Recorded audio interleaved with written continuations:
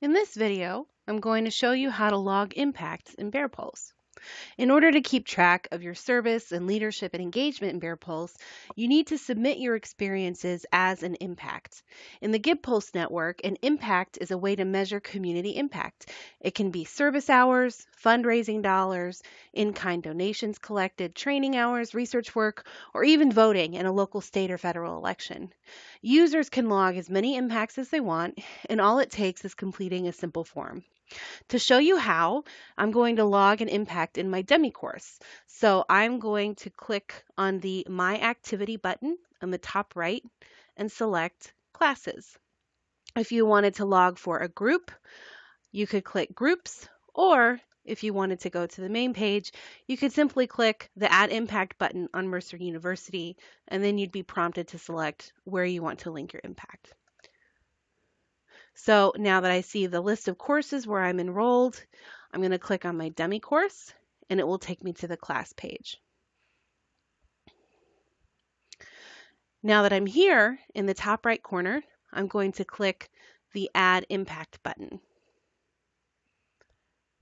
Now note that there are two different ways for you to submit an impact.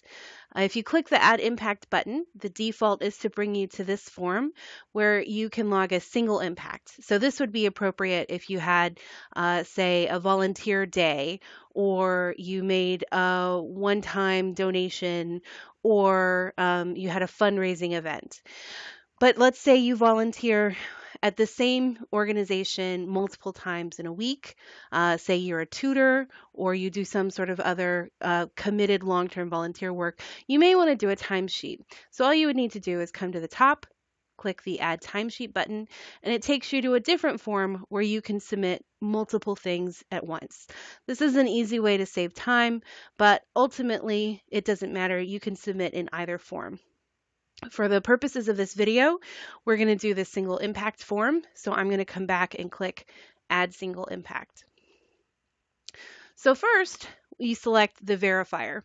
So the verifier is the person who's responsible for verifying that the information that you submit in your impact is accurate. So it's a built-in accountability measure to make sure that the collective impact that the university reports is indeed accurate. So BearPulse is set up so that the admin of the group where you're linking your impact is automatically in here. Anyone who's listed as an admin will be in the drop-down menu.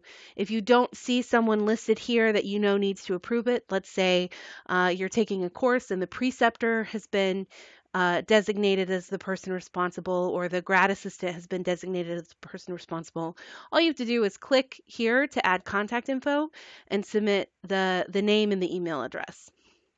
Since we are doing a dummy class and a dummy form, I'm going to go back and let myself be my verifier. Obviously, you will not be able to verify your own without getting a flag from the system admin. So I'm just going to proceed through the form and fill it out. I will do time. You could also do money, goods. So let's say you collect food items or sanitary items for women's period work. Let's say you go to a training, you could log a training hours. If you participate in undergraduate or graduate research and you want to log that experience, you can also do that. Or if you vote, you can also select other, but then you need to describe what it was. For this purpose, I'm going to do time, and I'm going to say 4 hours. For some courses, you may be asked to submit some sort of evidence of your time. So that could be a signed volunteer form or a date and time-stamped photo, something like that. If you're submitting an impact that's not for a service learning tutoring course, this will not be required. But for all Mercer students who are submitting an impact in BearPulse, you are required to complete this review, reflection, and feedback section. All you need to do is submit a brief description of what you did, and the purpose for this is to make it easier for the verifiers to check the information without having to follow up and ask you to provide more detail about what you did. So for this, I'm going to say tutored John Doe. If you want to add an attachment, say a photo or something of your experience, you can, but that's not required. And then the final part is to decide how you want to share your impact. So let's say you are doing a service for a course, but you also are required by an organization to log a certain number of service hours in a school year.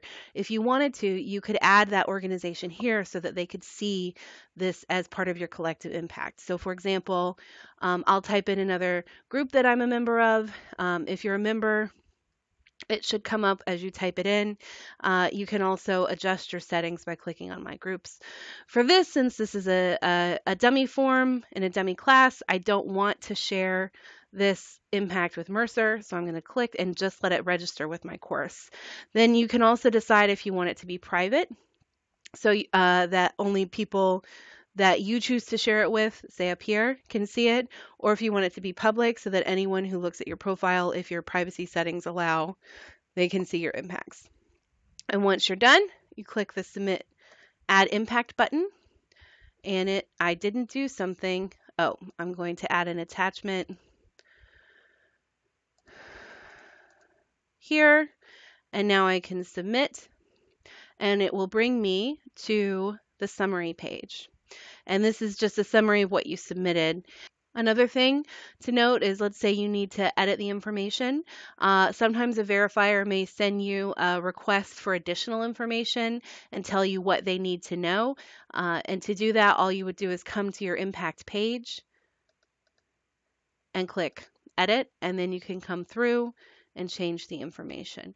This is also a great way if you decide after the fact that you want to share your impact with someone, you could add them at that time.